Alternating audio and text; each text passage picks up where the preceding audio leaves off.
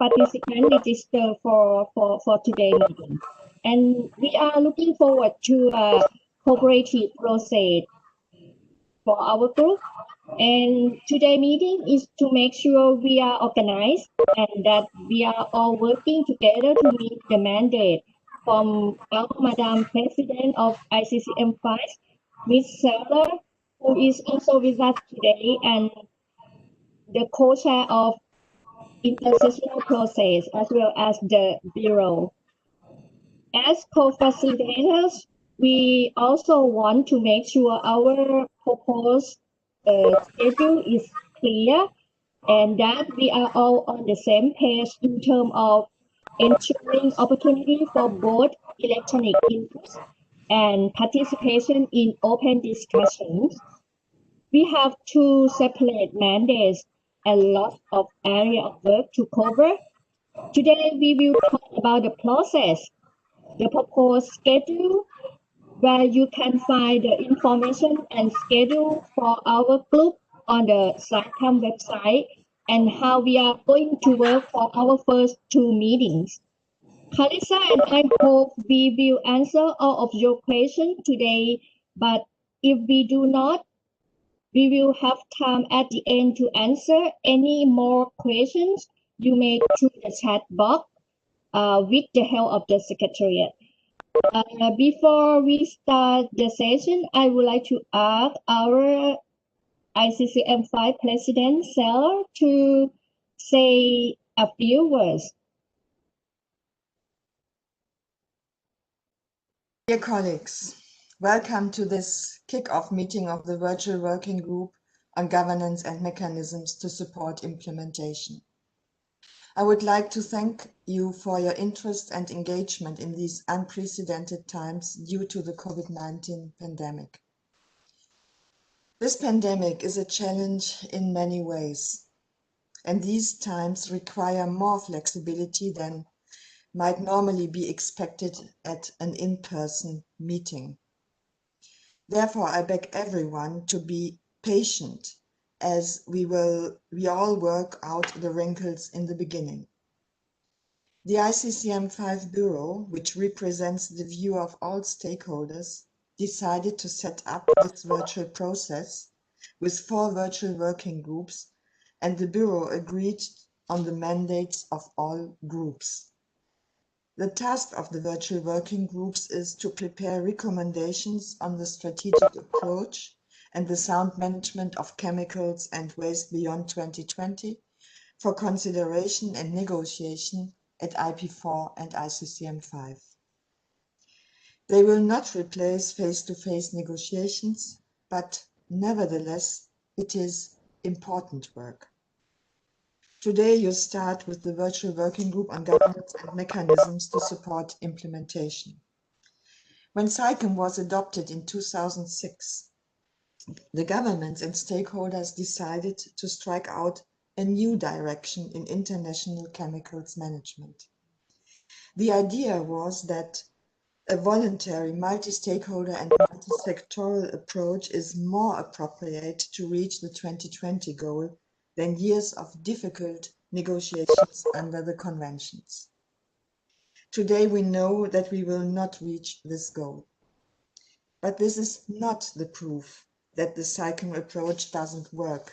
On the contrary, it is the request to strengthen this instrument. One important element in this regard is the issue of this virtual working group. A key question is how to improve cooperation on national and international levels. The sound management of chemicals and waste is a cross-cutting issue. Therefore, we all need the engagement of different sectors and stakeholders if we want to meet our strategic objectives. This virtual working group should also consider if there are instruments that could help us to increase political and public awareness for our issues. I believe that we can learn in this regard from other clusters like climate change and biodiversity. They use scientific support to publish their messages with great success.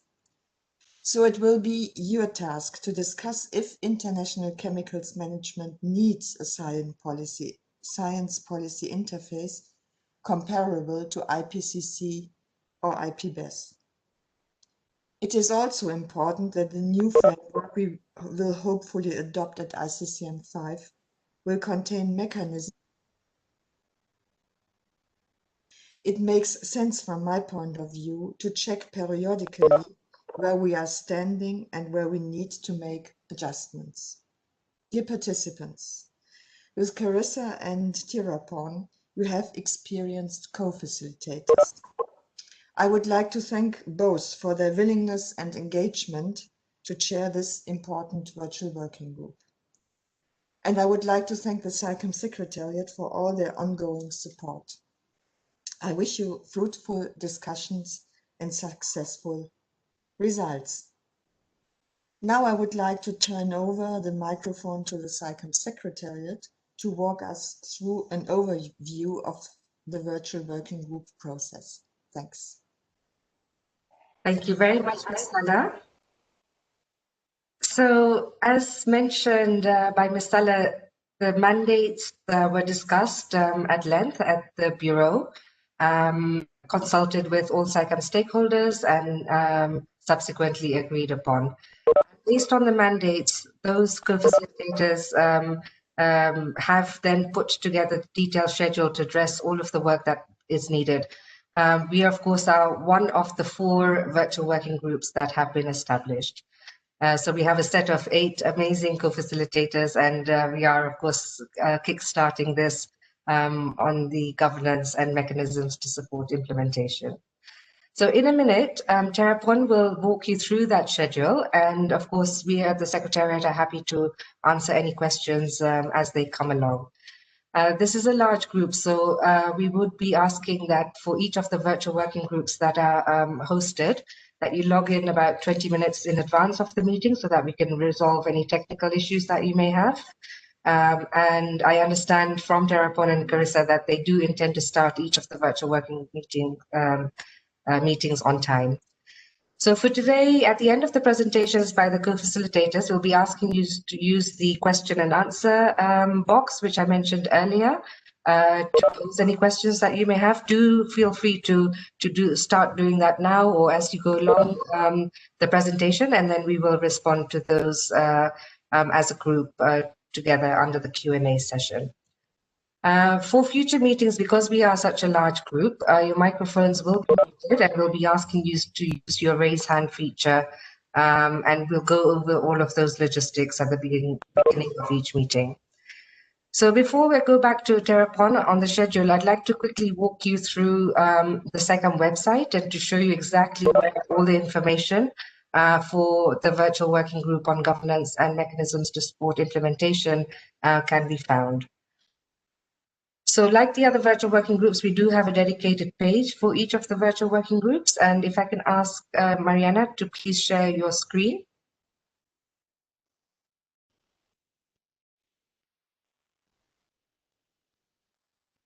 So on this page, and if you scroll down slightly, Mariana, you will see that we have a tab for each of the virtual working groups. So we look at the virtual working group 2 on governance and mechanisms to support implementation.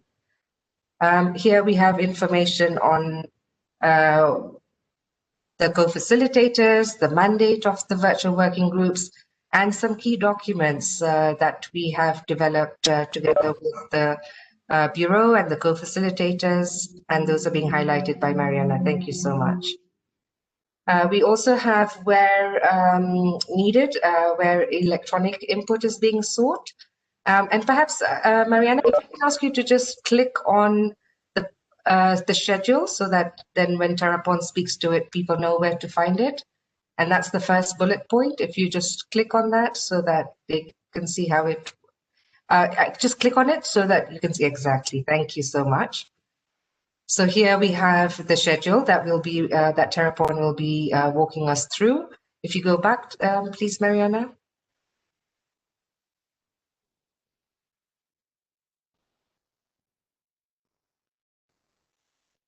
And And if you can click on the document of the electronic feedback, please. That's perfect. Thank you. And then we can go back. And then each of the tabs, so if you click on pre-session documents, so these are all the documents that support the work of this virtual working group. And as we go along, if there are any new documents that will be posted, we will post it here. So please feel free to browse. Any outputs and recordings of the work of the virtual working group will be included in that tab. For now, it's empty, but we will have the video of this recording put up there, and as well as a summary, any presentations, stakeholder inputs that will be provided during the course of the electronic feedback period will be uploaded here. And we'll also have a list of participants where we'll have the names and affiliation of all the participants that have registered to the virtual working group. And as I mentioned, this is for each of the virtual working groups. So we're just giving you the example for the governance and mechanisms to support implementation. So Terapon, I now will turn back to you to walk us through the schedule. Thank you.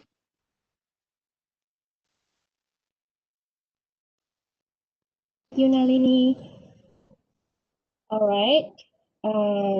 This show our proposed calendar for our group for consultation. We have all 8 meetings scheduled for the working group, including today kick-off meeting. 7 meetings are to address specific areas, and 3 meetings are to address site policy interface, in which 2 of them are joint sessions between some specific area and the site policy interface. In case of 7 meetings of the specific area, there are 2 meetings for open discussion on the topic that are rarely discussed during the IP3 in Bangkok, and 4 meetings that are designed to collect electronic inputs beforehand, and the last one for final discussion and conclusion. In case of site policy interface, the first meeting is to launch the technical briefing from UNEP and followed by the open discussion of the group. Then we will have 2 electronic inputs afterwards. For each of electronic input, you will receive guidance from us, Carissa and me, on what input we are seeking.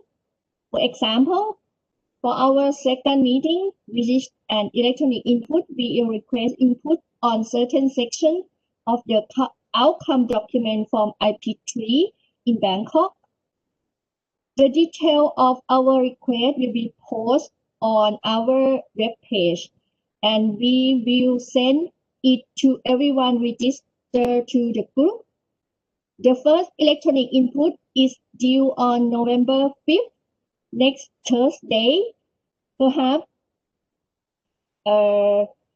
maybe the secretary, Mariana, can you show the screen where the request is, so you can find it. And for each time we ask for the electronic input, we will then hold a meeting to discuss that input. After Carissa and I had time to work with the secretariat to consolidate your views.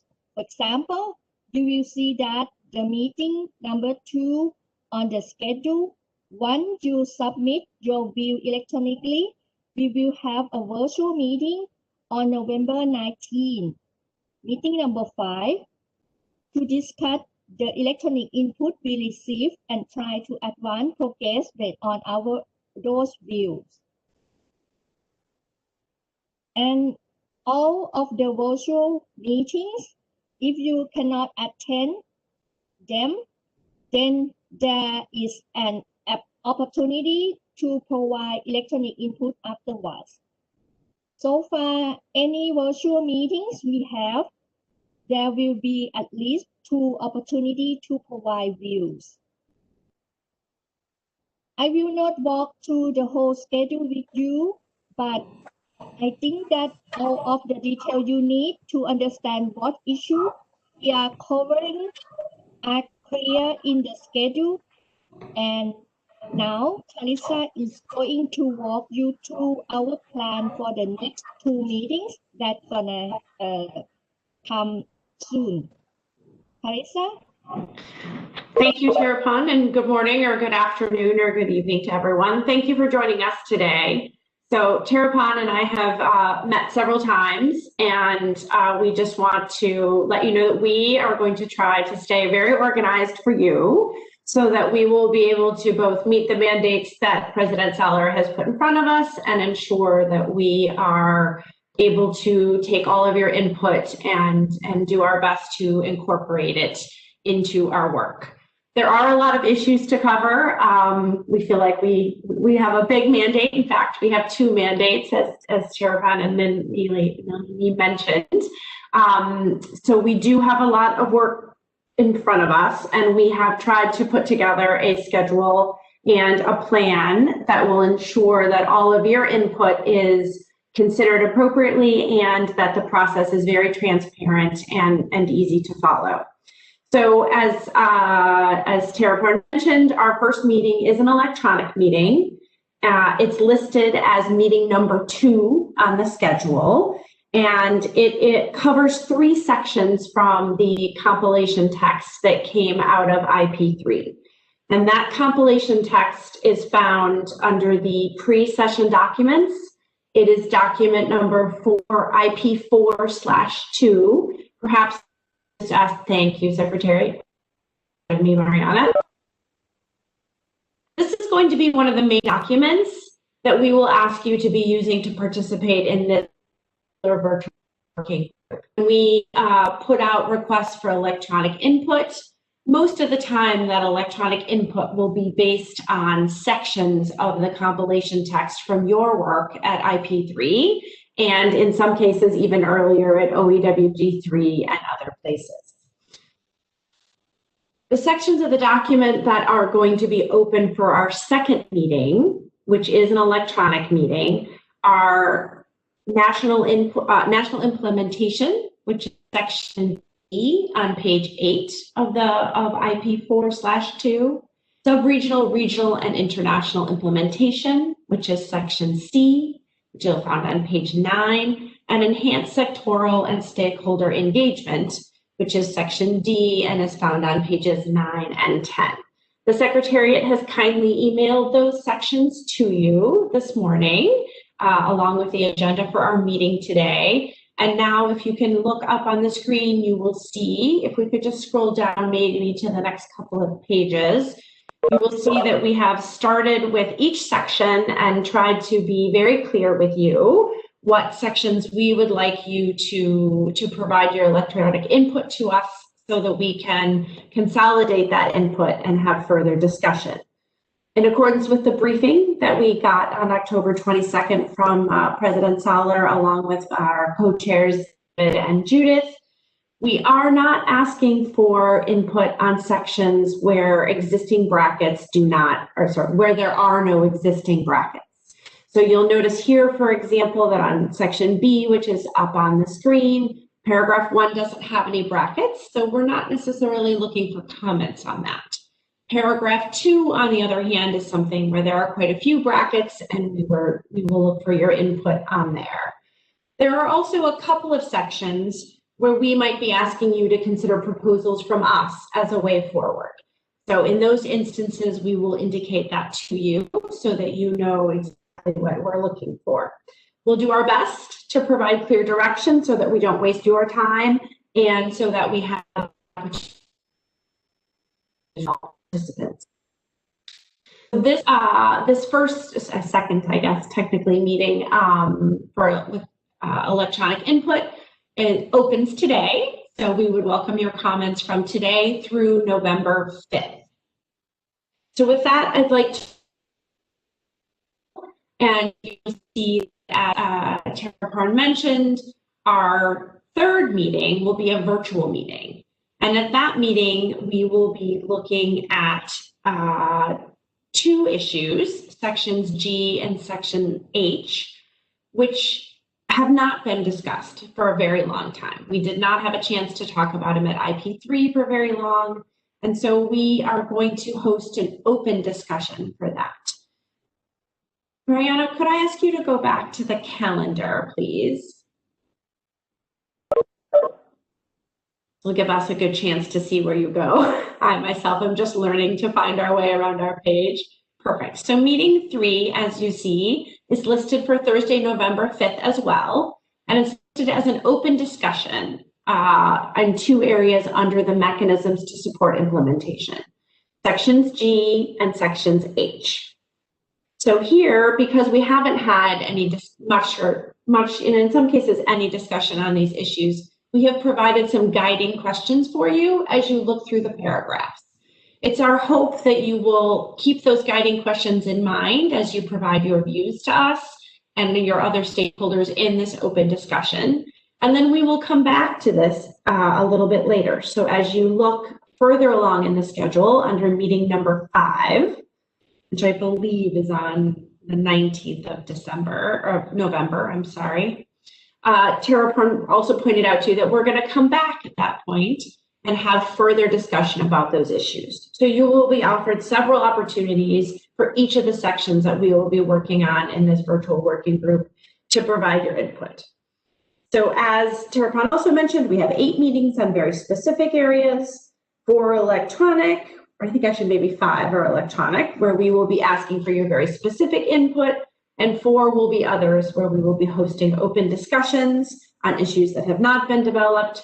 And of course, if you are unable to attend those virtual meetings, there will be an opportunity for those participants to provide additional input so that each stakeholder is truly offered 2 opportunities to join the discussion. There will also be 2 sessions that are dedicated to the science policy interface, which Ms. Zoller spoke about in her introduction. And one of those meetings will include a section by UNEP on its technical briefing with respect to its paper. So before we close our session, part of this session, we wanted to just offer a quick reminder that November 5th is an important date for this working group. That's the date that your electronic input is due with respect to meeting number 2, and it will also be our meeting number 3, where we will have our open discussion on sections G and H. And with that, I'd like to turn the floor back over to you as stakeholders to ask any questions that you might have. Nalini and her colleagues, Jose and Mariana, are going to guide us through that Q&A session, which we are going to, as I understand it, use the chat box to conduct. So perhaps, Nalini, may I turn it back to you for perhaps a brief introduction on how to work the chat box, et cetera? Okay, so we definitely have some seasoned WebEx users, and so we have a number of questions, which is great already. The first question, Carissa, has come from now a couple of the stakeholders, is asking about that first deadline for written inputs and electronic feedback on the 5th of November, whether this deadline can be extended, given that it's a short time to gather stakeholder inputs. It is a short time, and we do recognize that. I think what we were trying to do is to make sure that we had ample time ourselves to process all of your input. What I would say is that while it is a little bit short, Tarapan and I have tried to be very clear about the direction, and in most instances, it's a relatively direct, if I can say that, request. So for example, if you look at section C, there are very few brackets in the entire section. There are 5 paragraphs, and we have proposed a way forward, and we will be seeking your views on those proposals. So I think that will go very quickly for most of you. Some of them are also, if I can be quite frank, pretty easy. So I don't think that will take too much of your time. Section B is a little bit of the same. There are a reasonably limited number of brackets, and then there's some language that we have proposed as co-facilitators in one paragraph where there there wasn't any text previously. And so we gave you 2 or 3 sentences of text to consider. And then in section D, you might recall, which is the longer section of our, I'll call it our homework for November 5th, our electronic input, that we spent a lot of time on section D at IP3. So it's my hope that our hope, I should say, that between IP3 and today, you've had an opportunity within your organizations and governments to consider that language, and we'll look forward to seeing your input. So it would be our preference, if you could please try to consider that November 5th deadline a little bit seriously. And of course, Nalini, if folks come to you and your team and request additional time, let's see how that goes. Okay, thank you so much, Krista. The second question is, after receiving, oh, I have a little bit of an echo for some reason. Maybe, Krista, if you could just put yourself on mute and then let's see if that works. Okay, perfect. So after receiving the group members' comments on the bracketed text, what would be the criteria for removing keeping the bracket in the light of the suggestions made by the group members' electronic inputs? I hope that's clear. Do you want me to repeat it? Okay, so following the receipt of comments on the bracketed text, what will be the criteria for removing keeping the brackets in light of the suggestions that are made through the electronic input process?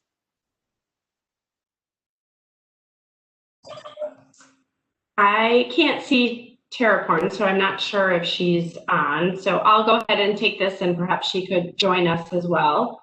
Oh, there, good. Sorry. So I think Terraporn and I have discussed this, and I think one of the things that we wanted to make sure of is that we would have ample opportunity as a group to discuss those brackets. So should our expectation is that during the electronic input, there would be an opportunity for everyone to offer their views on those brackets, and then we would revisit all of the comments in our second meeting to address that topic. So going back to Terraporn's run through the schedule, you saw that we are collecting input electronically now on a number of questions and brackets. And then in several weeks' time, as a group in our virtual meeting, we will discuss that, and then we will post our summary. So there will be 3 opportunities for everyone to see. And I think our criteria will be the general comfort of the group. And we will try to make progress, as Ms. Saller has requested. And I think we heard our co-chairs in the October 22 technical briefing suggest that our goal is to not add brackets, but to remove to the extent that we can, with the understanding that, of course, we will be having a broader discussion about all of the work of the virtual working groups when we meet for IP4. So there should be lots of opportunity for discussion, and our hope is that it'll be a friendly, cooperative, and collaborative process, and that everyone will be comfortable with the direction that things go. So there should be, I think the criteria will generally be your comfort as stakeholders with the progress. Terraporn, do you want to add anything to that?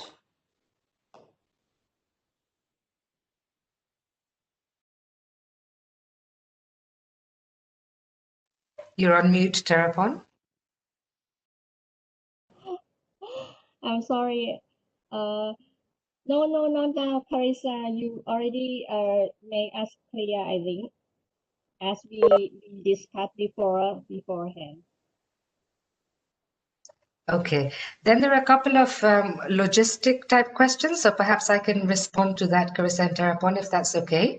The first one is about in future, if the meetings can show, apparently at the moment, the attendees of this meeting, the participants, can't see the list of participants, and they can't also see the questions and answers. So I think this is a particular WebEx meeting. It's an event meeting, so maybe it's just a matter of choosing the correct meeting type in order for us to then be able to provide, so that you can see everyone is aware of who is participating and all of the questions are being asked. So we will look into that option and definitely provide it for the next one and subsequent meetings. So thank you for that comment.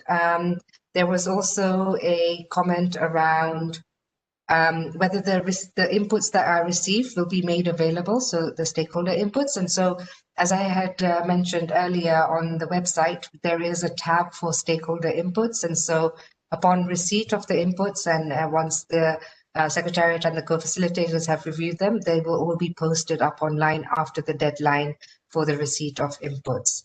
Then Terrapon, and I have a question around whether there's a preference to receive the electronic inputs through track changes on the compilation document or in the summary document that was provided today in the kind of standalone Word document that we have posted online today.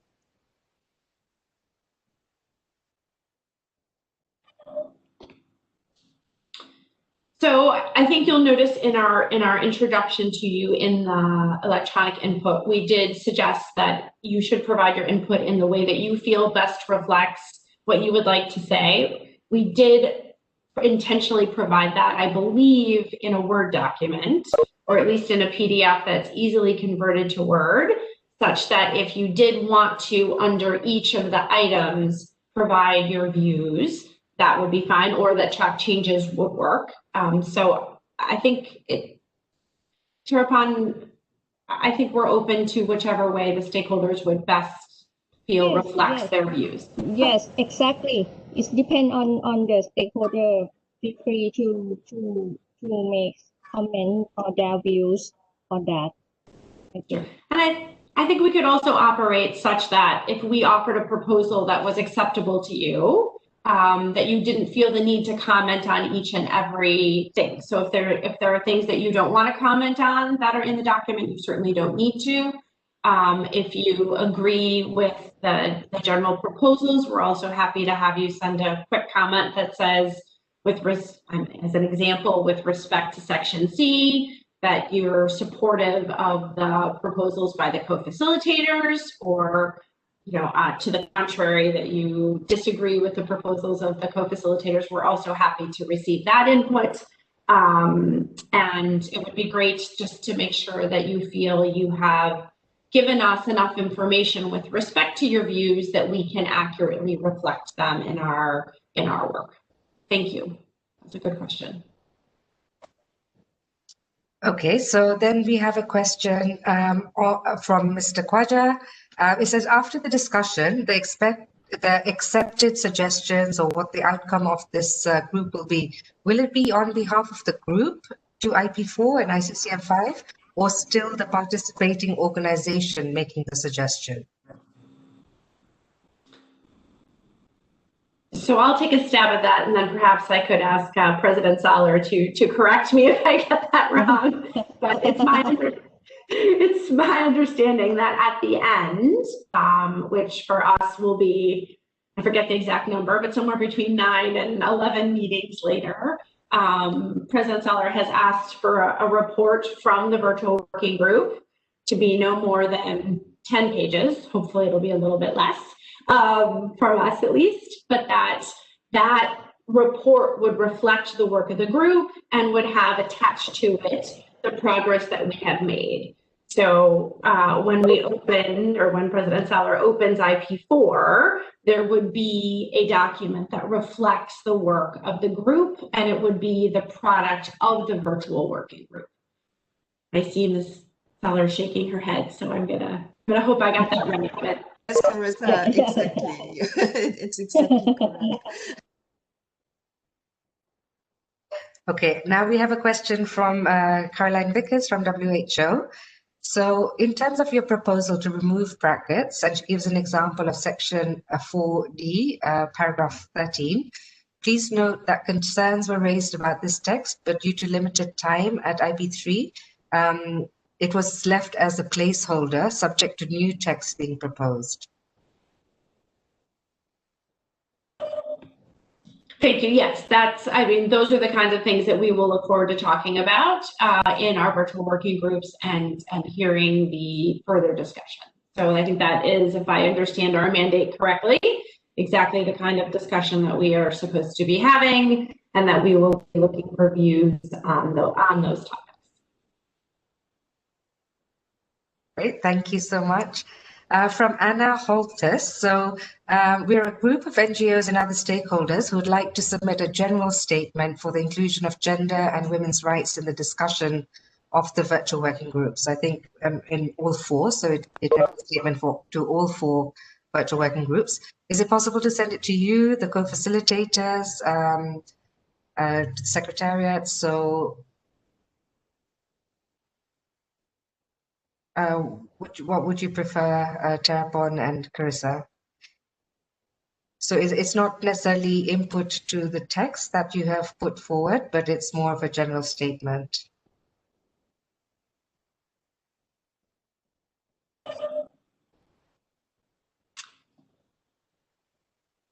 Perhaps those are best sent to the Secretariat. It sounds like it's not perhaps specific to this virtual working group, but rather an overarching position. And perhaps, Nalini, we can find a place on the website, whether it's within each of the groups or an overall site. I would leave that, of course, to the Secretariat and President Soller, but it would feel as though those are documents that we can then call attention to. Perhaps in the beginning of each of our meetings, we can indicate which groups, or perhaps at the bottom of our agendas, we could indicate which groups we have received overarching input from over the course of the virtual working group. Does that seem correct? Sure. So I think if it can be submitted to us once, and then we will share it with each of the virtual working groups and have it uploaded under stakeholder inputs and addressed accordingly. Okay, so then we have a question around the validation of the outcomes, given that you know, the inequality, the capacity for participation of different stakeholders won't be equal. That how to ensure the validity of the process and the outcome. And I think you alluded to that a little bit, Carissa, earlier, that you would, you know, this is the opportunity for when we do the written inputs, but perhaps you want to just reiterate the statement. Thank you.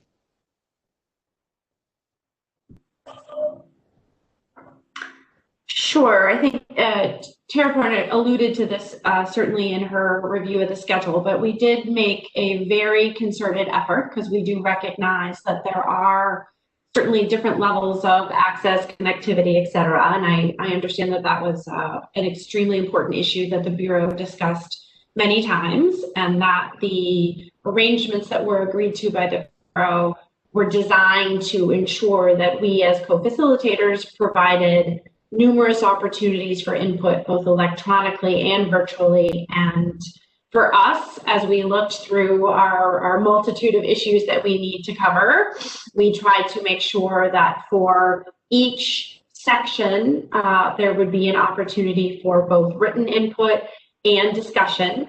And if you'll notice at the bottom of the calendar, I won't ask Mariana to share the screen again necessarily, but you'll see at the bottom of each of the virtual meetings, there's a clear statement that suggests that for anyone who is unable to participate in those virtual meetings, there will be an additional electronic opportunity for input for those participants. So we are very cognizant of the concerns that were raised at the Bureau, and we will certainly, we will commit to you. Terapon and I spent quite a bit of time discussing this to be able to commit to you that there will be equal, to the extent possible, equal opportunity for all participants, be it electronically or virtually. And we will also do our best to make sure that our summaries are comprehensive, such that if you aren't able to participate virtually, you are able to have a very good feeling of how the meeting went, and sort of for particular issues that might be more challenging, or for areas where there was clear agreement on a path forward, that those are very easily recognized in this.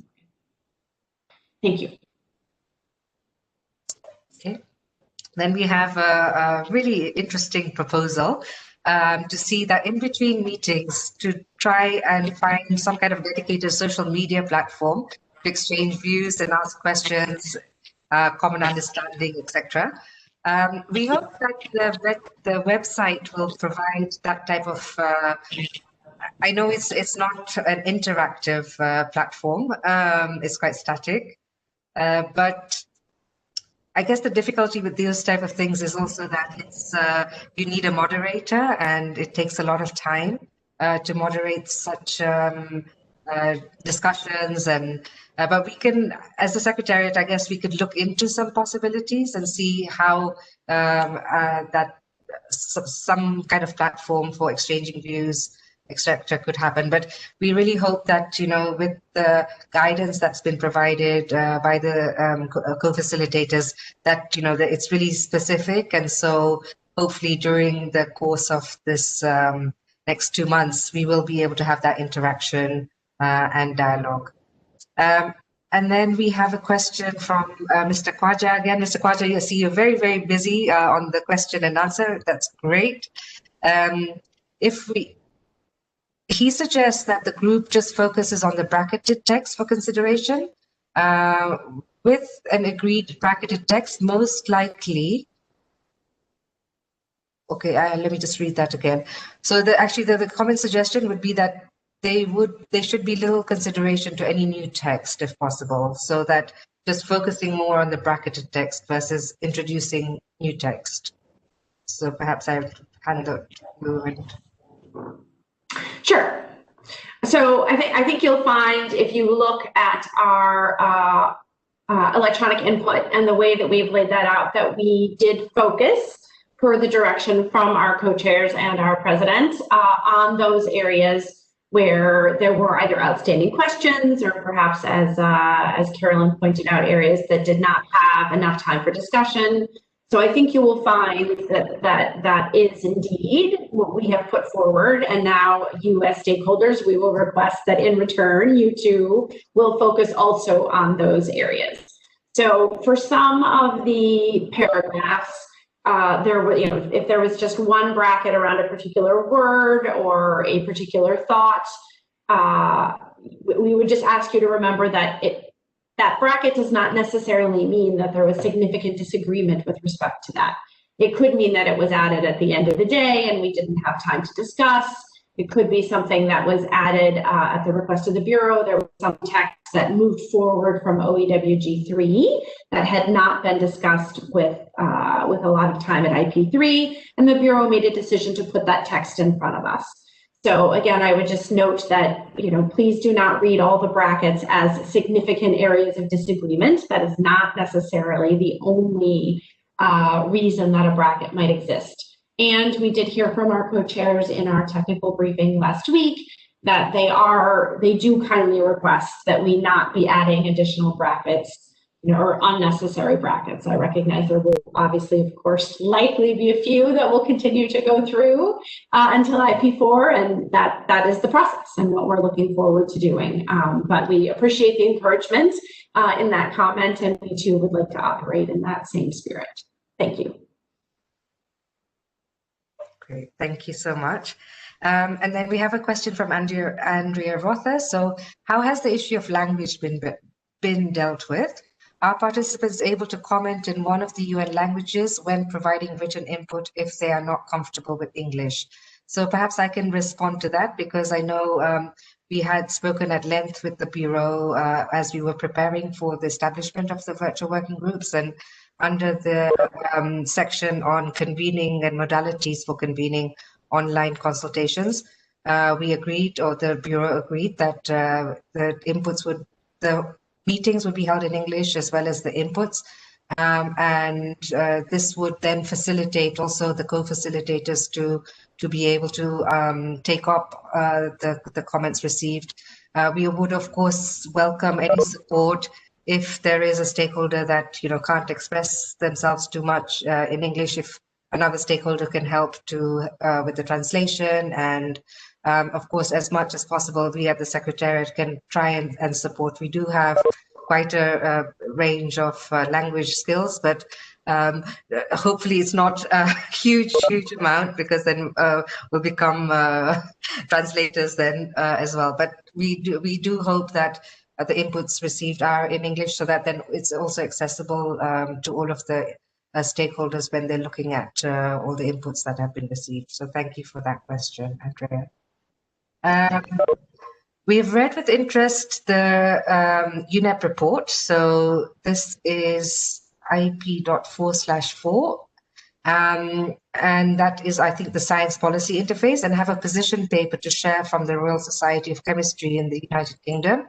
When would be an appropriate time to submit the paper into open discussion on science policy interface? But I think this is quite a general comment as well, Terapon and Carissa, that if there are reports that are being launched or information that people would like to share, how can they do it, and what would be the process? So I think, again, maybe we can go, and Nalini, perhaps your team and Terapon and I should discuss this, and I assume it will also come up in some of the other virtual working groups. There obviously is a tab that the Secretariat has created called pre-session documents. I don't know whether that would be a place where we would be able to add new documents that are sort of wide-ranging interest, as opposed to particular input.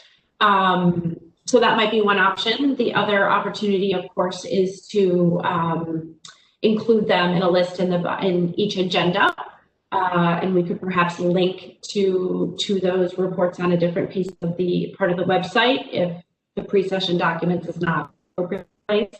And of course, it'll be difficult, I believe, given the limited time that we have in our virtual working groups, to have conversations during the actual discussions, but I think it would be appropriate to perhaps give the floor to at least introduce from the Secretariat to introduce the presence of those documents in a particular place. So maybe this is a question we could come back to in our first meeting with some guidance from the Secretariat on where would be the best place. But I think Terapon and I are certainly open to having, of course, as much information available as possible. But we would look forward to finding an appropriate mechanism to provide that information. Carissa, I think for the first discussion on the SPI is on November 19, and then we open for the written comments on 18 December, and maybe that a time that if everyone would like to make comments on the unit proposal, maybe you can provide a written reviews on that. That seems like a very good idea.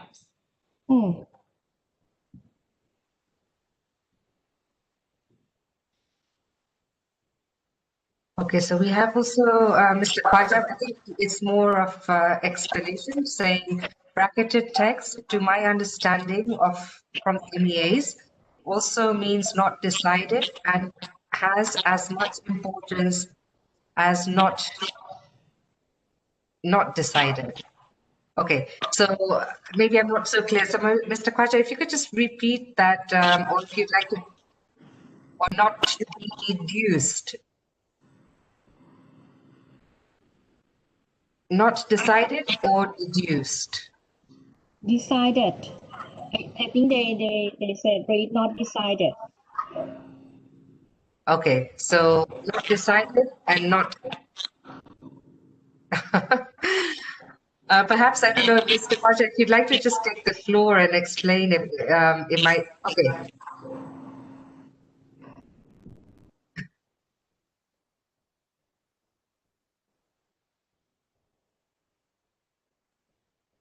Okay, so maybe I'll try again. Bracketed text, to my understanding from the MEAs, also means not decided and has much importance as decided.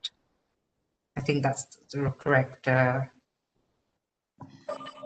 Certainly. May I say something to this question? Yes. Well, it's crystal clear that nothing is decided till it is adopted at ICCM 5.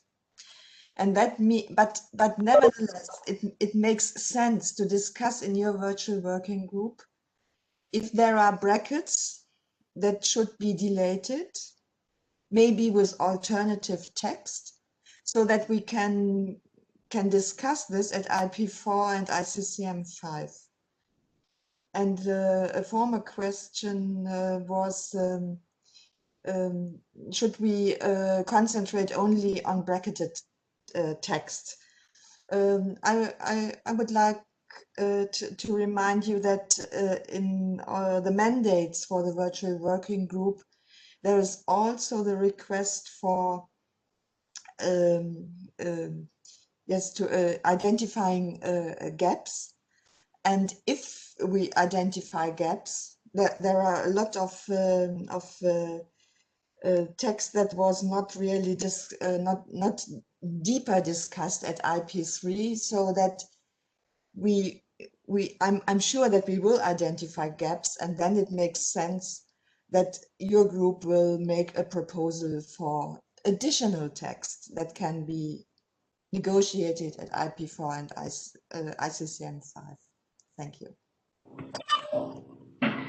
Thank you, President Saller. And certainly, perhaps maybe just to make your point even more clear, you'll notice in one of the sections, and I'm going to forget which one, but I believe it is section B, that you will be commenting on during our first electronic meeting. There is exactly that. There was a paragraph that had not been discussed. The was there in brackets and nothing else. And so Taraporn and I have suggested to you as stakeholders a potential way forward. I would consider that a gap in that we had not had the discussion. That was not a section of the text that was in our group at IP3. It was in a different group.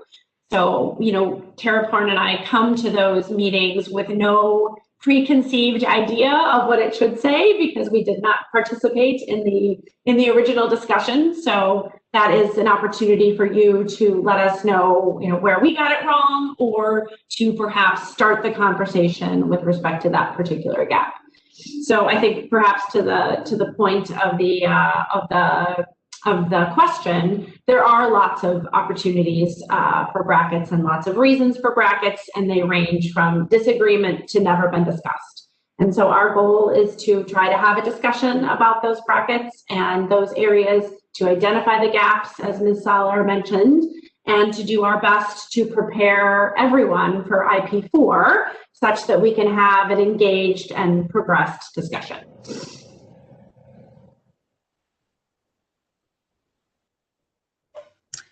Okay, so we have a question from Ruth Spencer, but it looks like it's not complete. So maybe you could just give her a few minutes to finish off. And then I can read it out.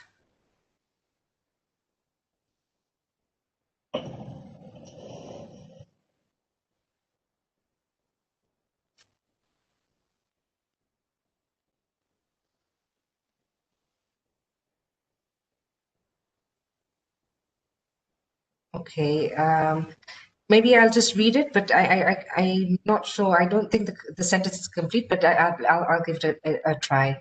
So chemicals and waste actions in my country are led by NGOs, and so local knowledge is strong through various ongoing processes and projects under implementation, supported by public education and outreach, which are actually ahead of government actions. And then it stops there. So I think there is a, I don't know if there's a question or if there's something more to it, but maybe if Taraporn or Chris, if you have any views on that, what we've had. So sorry, I apologize. So hope that the governance processes takes this into consideration.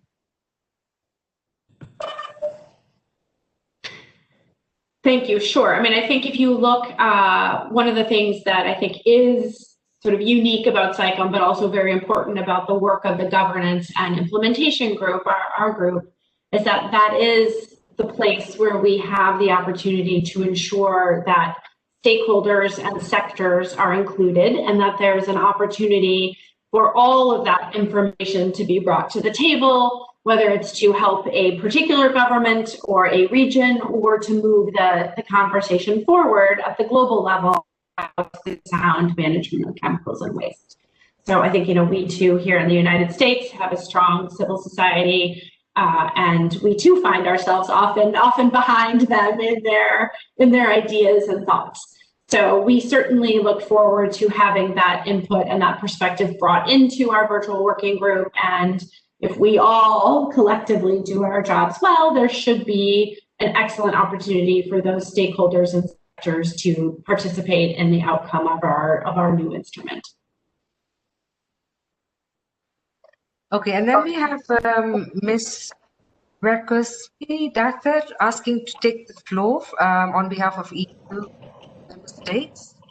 So I don't know if you want to continue with the Q&A or if we are able to provide the floor to a request.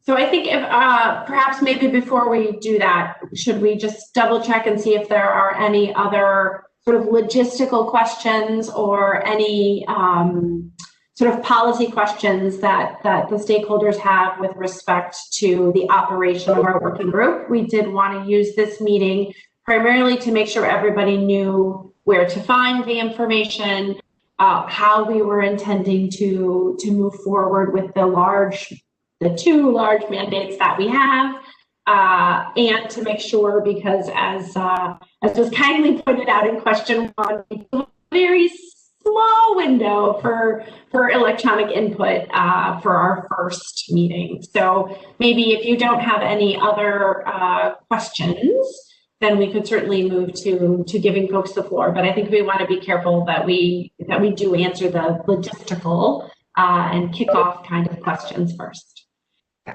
So no more questions so far. So Juan Manuel, can you please give the floor to Maya? Please, thank you. And Maya, maybe you can tell me how to pronounce your last name so I can get it right.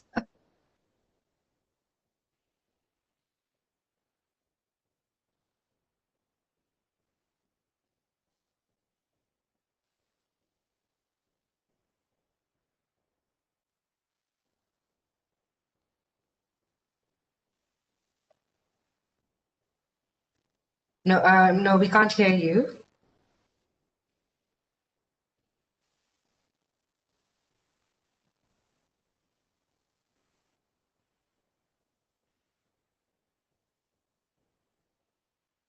So Juan Manuel, can you please unmute Maya?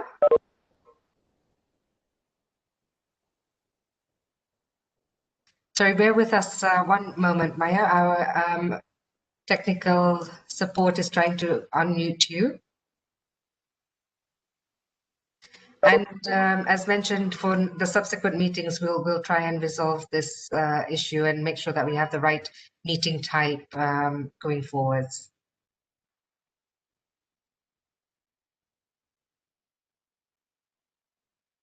Juan Manuel, can you just put yourself off mute so I can know that you're there?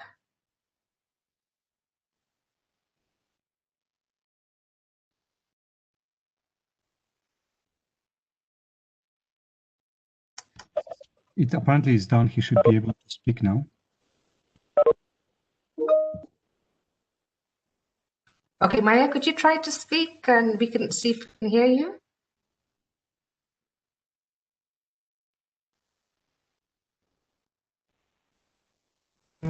No.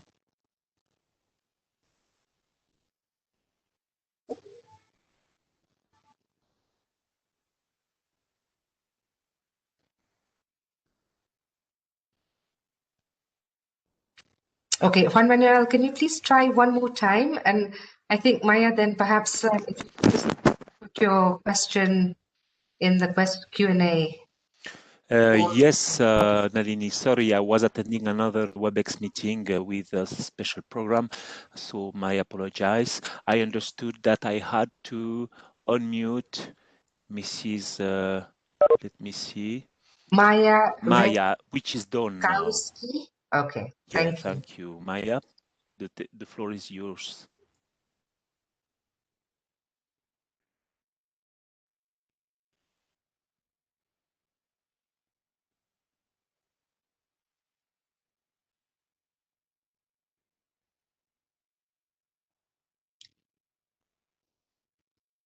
It doesn't work, Juan Manuel.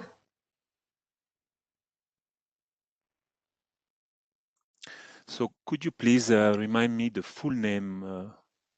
Maya, M-A-J-A is the first name, and the surname is R-E-K-O-W-S-K-I dash Dathe, D-A-T-H-E.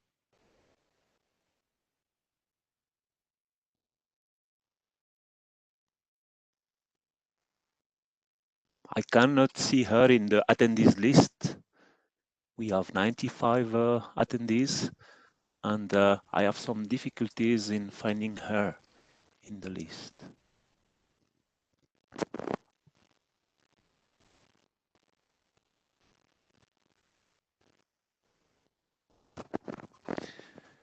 Is it possible to move on and to get back to this issue a bit later while I'm trying to solve, please?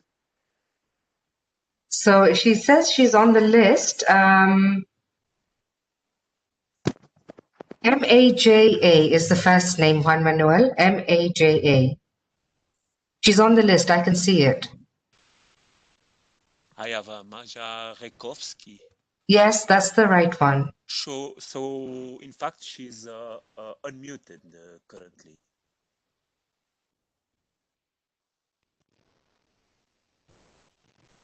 Okay, Maya, could we get one more try? Otherwise, I think we should move on.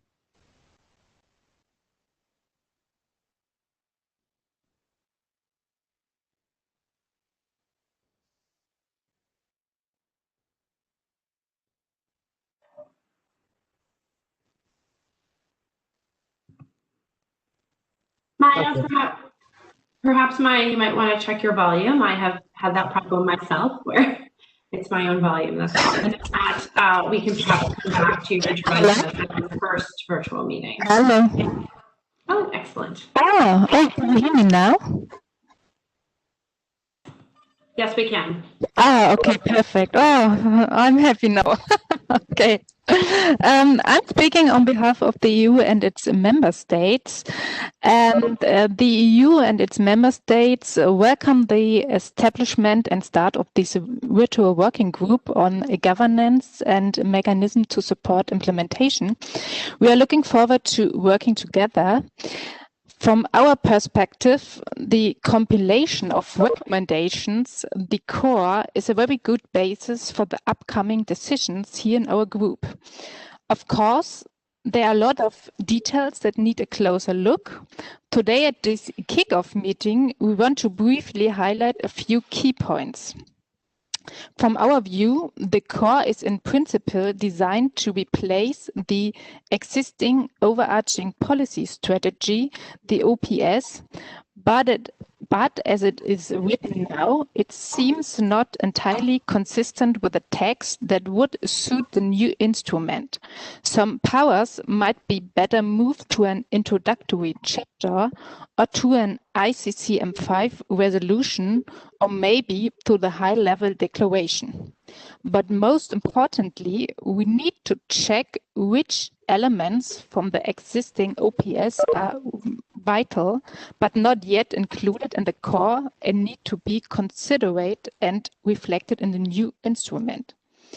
In this, the EU and its member states sees that a section should be included that briefly explains the 5 strategic objectives and the challenge they aim to address, and that the targets aim to contribute to achieving them. For example, we would like to draw your attention to the question, who should host the secretariat? That has not been dealt with in the course so far. Actually, this is a decision that should be made by UNIA 5, ideally before ICCM 5, but at the moment it looks like ICCM 5 would happen before such a decision from UNIA is possible. Furthermore, the question Sorry, excuse me, Maya. I'm sorry to interrupt you. I just had a quick chat with the co-facilitators, and this virtual working group is on governance and mechanisms to support implementation. It was really this first meeting was to provide just the planning and organization part. So perhaps your inputs can be provided through the written input process that we have on board, because we are already over time, and I think the co-facilitators and Ms. Salah would like to probably close the meeting at this point. So would you mind just providing your written statement to the and then I can share that with the co-facilitators. I can provide the written statement. Thank you. So back to you, Carissa. I think there's no more questions, so you can probably close.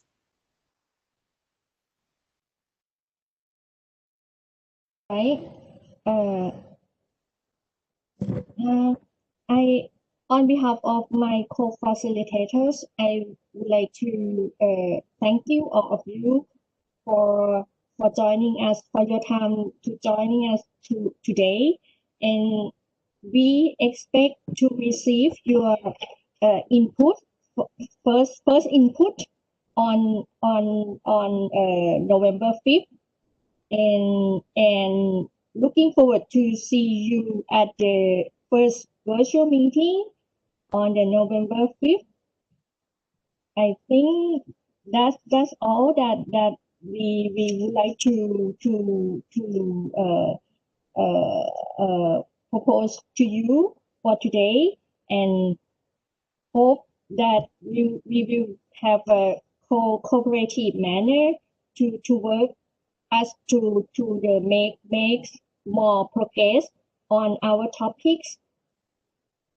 I think that's all from my side. I think maybe Carissa, do you have a few words to say before we close the meeting?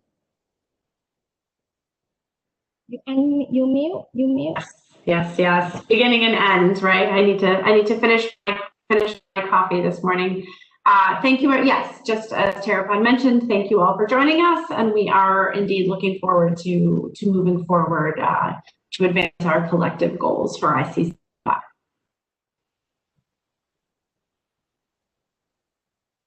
Great, thank you very much. I don't know, Ms. Salah, would you like to just say a few concluding remarks?